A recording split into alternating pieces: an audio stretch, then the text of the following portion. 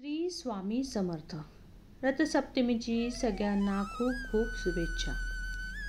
रथसप्तमीची पौराणिक कथा. पौराणिक कथेनुसार श्रीकृष्णाचा पुत्र साम याला त्याच्या शारीरिक शक्तीचा खूपच अभिमान होता. एकदा दुर्वासा ऋषी हे श्रीकृष्णाला भेटायला आले होते. तत्पूर्वी त्यांनी बराच काळ हे ध्यान केले होते आणि त्यामुळे त्यांचे शरीर हे खूपच कमजोर झाले होते. त्यांना अशक्तपणा आला होता.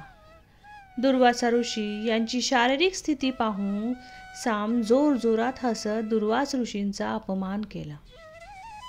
साम यांचा उद्धटपणा पाहून दुर्वासा ऋषी यांना खूप राग आला आणि साम यास कुष्ठरोगाचा शाप दिला. सामची ही अवस्था पाहून श्रीकृष्णाने त्याला सूर्यदेवाची उपासना करण्यास सांगितले. वडिलांच्या आज्ञेनुसार सामने सूर्यदेवाची उपासना सुरू केली.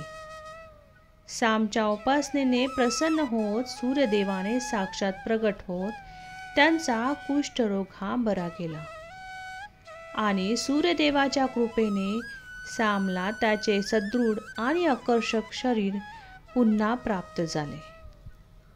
म्हणून जे भक्त रथसप्तमीच्या दिवशी सूर्यदेवाची यथोयोग्य अशी पूजा करतात त्यांना आरोग्य, पुत्र आणि संपत्ती प्राप्त होते अशी मान्यता आहे.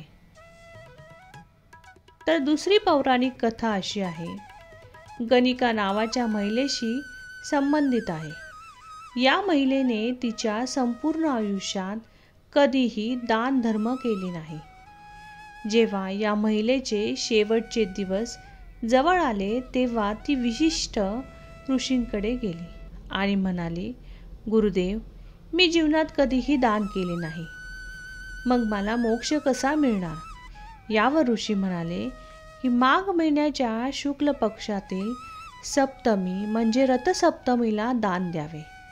या दिवशी दिलेल्या दानाचे हजारो पटीने लाभ मिळतो. तसेच या दिवशी नदीत स्नान करावे, सूर्यदेवाला जल अर्पण करावे, मिठाशिवाय अन्न खावे. असे केल्याने पुण्य प्राप्त होते.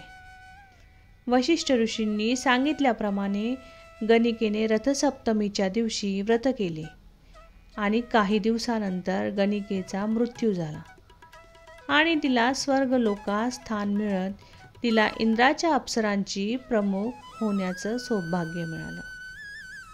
श्री स्वामी समर्थ.